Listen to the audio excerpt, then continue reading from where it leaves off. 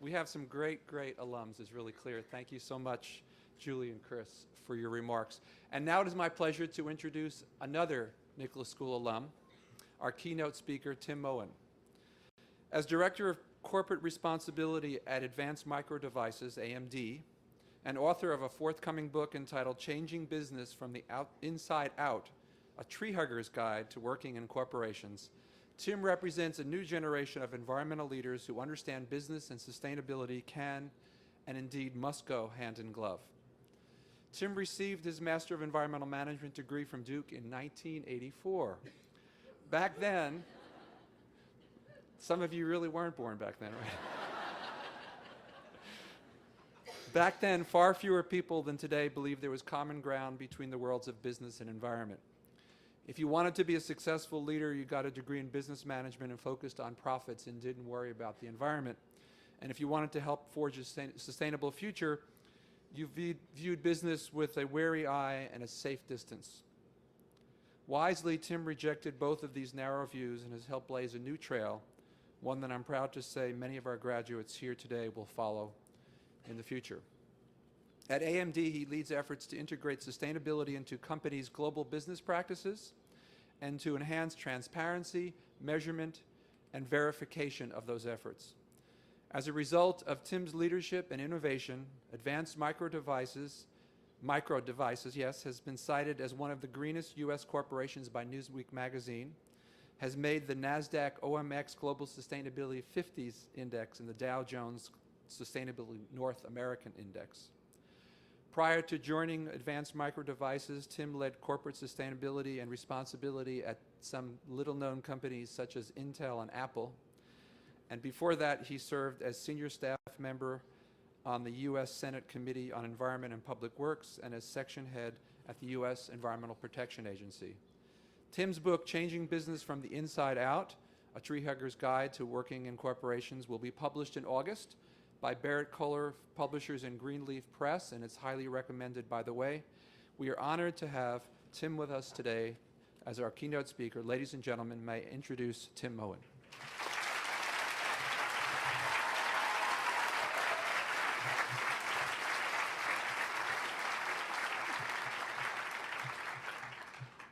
Thank you, Dean Chimides, and thank all of you for that wonderful and warm welcome. But you know what? Today's about you. What an amazing accomplishment. What a beautiful day. Give yourselves a huge round of applause.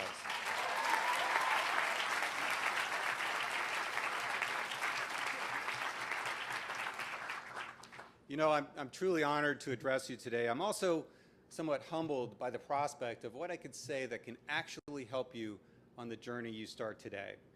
One of the things I realized looking back over all those many years since graduation is that no one goes on this journey alone. You all have had people that have helped you get to this amazing accomplishment, and there are going to be many more along the way. And one of the things I've learned is that in the end, it's these relationships that matter the most. So whether they're here with us or not, I'd like all the graduates to take a minute and think about the people in your lives that have helped you achieve this truly amazing accomplishment. Your parents, your family members, your spouses and significant others, the friends that have supported you, and of course, the very talented faculty and administration at the Nicholas School.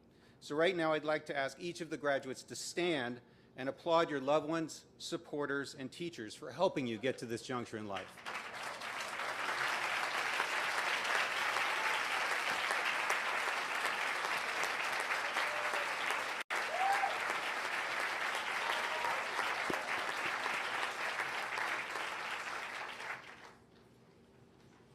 And I want to add my thanks. First, thanks to my loving family who have supported me in every way and are here with us today. My daughter, Teresa, also a Duke grad, who is now a practicing attorney in St. Louis. My son, Jacob, who's earning his doctorate in chemistry at Carnegie Mellon. And my wife, Katie, who came with me to Duke in the early 1980s to earn her PhD degree, putting husband through. And also thanks to my parents, and a shout out to the gaggle of extended family and friends who are here with me today. You know who you are, and I'll see you at the party later. There you are over there. And thanks again to Dean Shamides for this opportunity to speak to you today. You know, never in my wildest dreams did I think I would have an opportunity to address a graduating class from my alma mater. But when I got that call, I jumped at the opportunity. I jumped at it because I thought I might be able to offer some perspective and nuggets of hard-won wisdom that might help you on the journey you start today. So what can I tell you? What are the ideas and life lessons that might be memorable and meaningful to you? Let's start by congratulating you. Not for graduating today, although that is indeed awesome. No, let's congratulate you for the choice that you've already made. You could have chosen many other roles that surely would have made you more money and perhaps made your parents a little less worried about you moving back into your old room. But instead, you've made a choice to dedicate your education and your careers to something bigger than yourself, to helping the environment. I thank you for making that choice, and your children and your grandchildren will thank you for making that choice. It's a daunting task, really, to try and boil down 28 years into 20 minutes and give you those nuggets, but I will try. First, a quick reality check. When I went to Duke, it was very different than it is today. Our school was called Duke University Forestry and Environmental Studies, and our class was proudly identified by the really unfortunate acronym DOOFUS.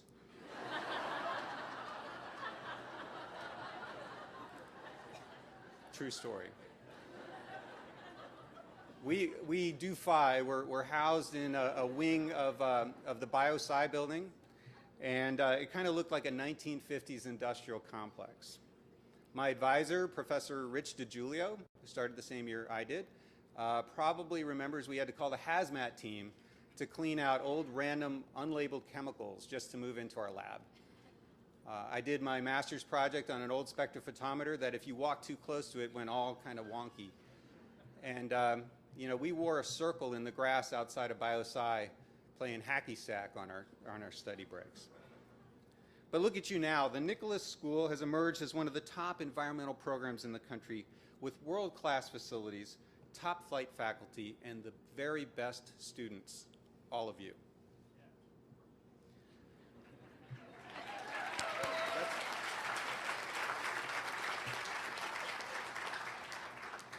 But some things have not changed. Like you, we had a close camaraderie built around a common passion to preserve and protect the environment. Like you, we hung out in the club room and we helped each other when we were stressed. Now I understand there is no more club room, but that in the new building there will be a space where you guys can all hang out again. Like you, we worked together, we played together, we partied together, and we formed lifelong bonds. When I sat where you're sitting almost 30 years ago today, I was eager and excited to take on the world. Today, I'm still eager and excited, perhaps more so than ever before, and I want to tell you why. Let me share some reflections from the last 28 years since leaving Duke and paint a picture of the past, present, and future of the field of environmental protection. This picture could be titled From Regulation to Reputation to Reward. After leaving Duke, I joined the EPA. It was the mid-'80s, and at the time, environmental protection was much more of a battleground than it is today. We had environmental groups on one side, we had industry groups on the other side, and we at EPA were trying to balance the cost and benefits to try and make the best decision possible. In fact, we had a saying at EPA back then, and they probably still use it today, that you know you had a good regulation when everyone is mad at you. But over time, a regulatory framework emerged that resulted in cleaner air, cleaner water, wiser waste management, and the better use of our land. Now, this is not to say the regulatory battles are over. In fact, climate change is arguably the biggest environmental challenge of our time, and it's yet to be tackled. But, and I know this will be controversial for some, I believe that the green wars are over and the green side won. Somewhere in the last 30 years, businesses stopped arguing against environmental protection. Now they compete to be the greenest. Just a few facts. Now there's over 9,000 corporations publishing sustainability or so-called corporate responsibility reports. and that's an increase of over 700% in the last 10 years. For me, it's kind of like when the Berlin Wall came down, the Cold War ended, and a new world order emerged. Now the green wars are over, and environmentalism and sustainability has seeped into our everyday lives. Think about it. You know you feel a little guilty when you throw that pop can in the trash.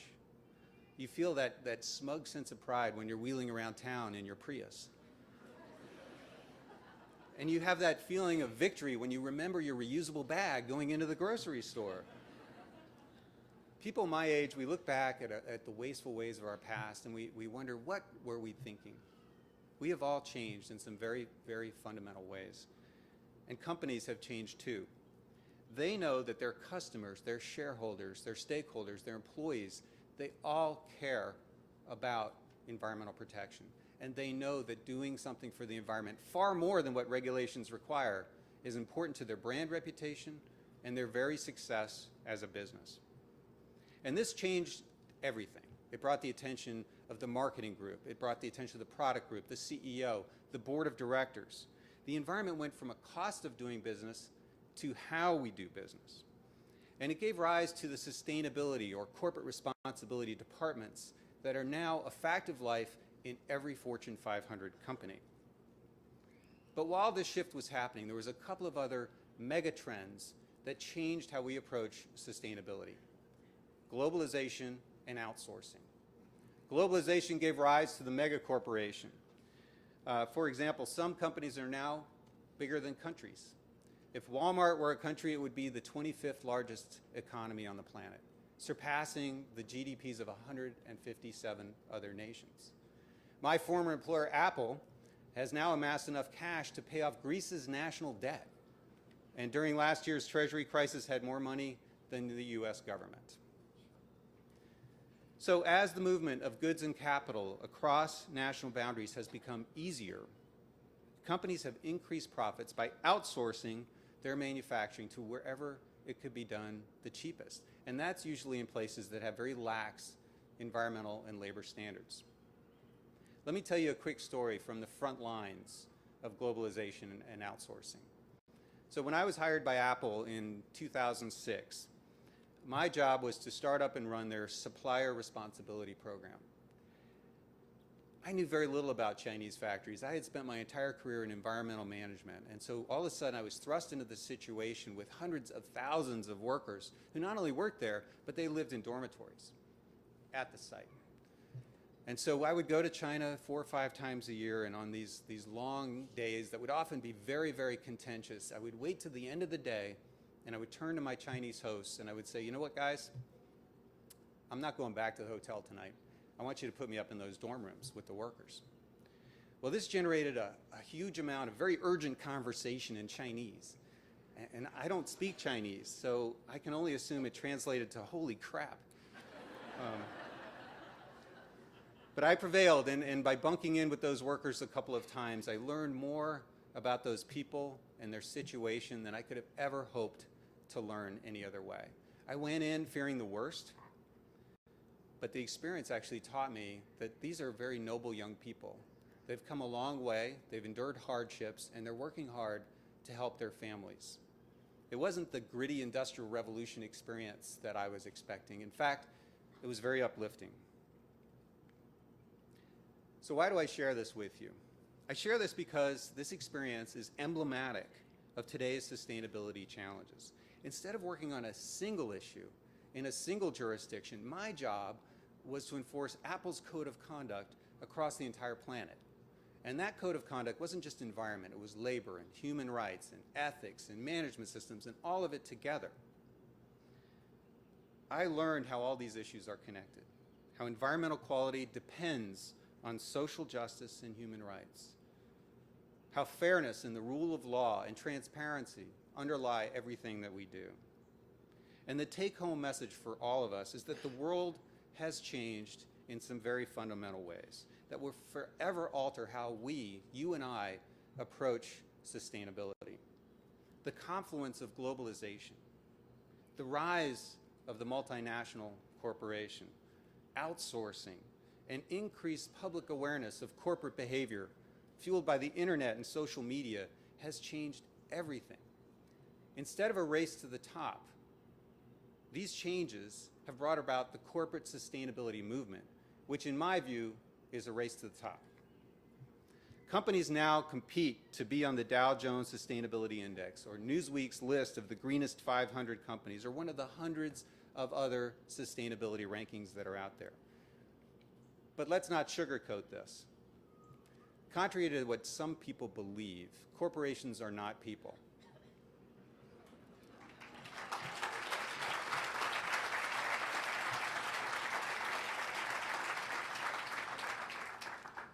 Companies are profit-making enterprises, and unless you're lucky enough to work for one of the ones who really get it, like Tom's Shoes or Seventh Generation, working in the sustainability department can be tough.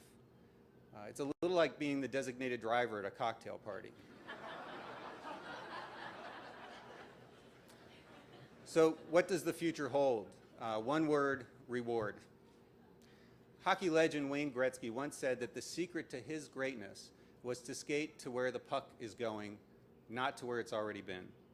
This lesson applies to sustainability as well. And where the puck is going is convergence. Convergence of the profit motive and our environmental needs. For today's companies, we worry about reputation. For tomorrow's companies, greening will be their business. Scarce resources, 7 billion people on the planet, rising temperatures and pollution. This is the litany of doom that we've all heard. To a savvy business entrepreneur, these sound like opportunities. Opportunities to build the efficient technologies that the planet needs. This is the reward. And these new businesses need smart people like all of you to help them be successful. This is not just wishful thinking. This is already happening. Large established companies like General Electric are reaping billions in profit from energy efficient designs in their Eco-Imagination line. My company, AMD, we rely as much on the energy efficiency of our chips as we do on their performance. And there's startups like Solazyme, which is making fuel out of algae and selling it to the US Navy. And there are thousands of other clean tech ventures that are out there, some of which will emerge as the mega corporations of tomorrow. And just as my generation recoils at the wasteful ways of our past, your generation are going to have to sheepishly explain to your kids how we used to use fossil fuels for electricity and transportation. You can clap at that.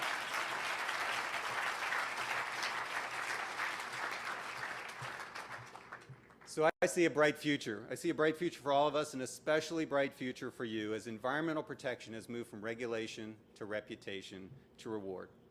Now, I told myself I wouldn't get too preachy up here, but I couldn't resist. Closing with some nuggets, those pearls of wisdom that only came to me after 30 years of trial and sometimes painful error. So here goes. The first nugget is how we do anything means everything. Whatever you do, do it well. Show up on time, deliver on your promises, build quality into everything you do, and always remember how you do anything means everything. Nugget 2, relationships matter. Always seek to build up those around you. Your personal ambitions should take a back seat to your organization's needs. Be the person that other people trust. Accept responsibility for failure and share credit for success. And remember, at the end of our time, all we have is the people whose lives that we have touched. Relationships matter. Nugget 3, lead from wherever you stand. The definition of a leader is someone that others will follow. And people only follow those who they trust. If you have built trust with others, you can lead from any job. Nugget 4, take risks. To innovate, you have to be willing to stick your neck out. The definition of risk includes the probability of failure. Fail often and fail well. It means that you're learning, and hopefully you're learning from your mistakes. Nugget 5, match your passion to your profession. I chose my career because the environment is my cause. It's what I wanted to do then, and it's still what I want to do today. Whether you go to work for academia, the nonprofit world, government, or the private sector, if your job is your cause, it's not work. If your job is your cause, it's not work. It's your passion. It's what you want to do every day. In my book, I quote Gary Hirschberg, who's the founder of a very successful organic yogurt company called Stonyfield Farms. And I remember a couple years ago at the Net Impact Conference, he brought the crowd to their feet when he said, if an employer asks you to check your values at the door, go find somewhere else to work.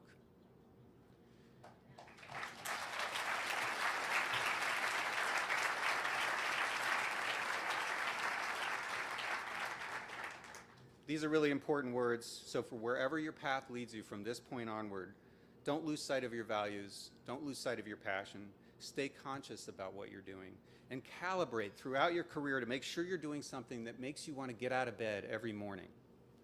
And the final nugget is to think about your legacy. Your career and your life are finite. What do you want to be known for? What do you want on your headstone? If you keep the end in mind, you'll always have a clear destination. I hope that I've challenged you today to think differently about the journey that you begin. Your loved ones are proud of you today, and they should be. And you should be proud of yourself. You've graduated from a top university, and you will engage in careers that will make the world a better place for all of us. Today marks a goodbye to Nicholas School friends and a new beginning, one that will be demanding, rewarding, and fun. I want to close with a quote from Dr. Paul Farmer. Dr. Farmer is a Harvard-educated physician who's devoted his career to helping the world's poorest people with health care.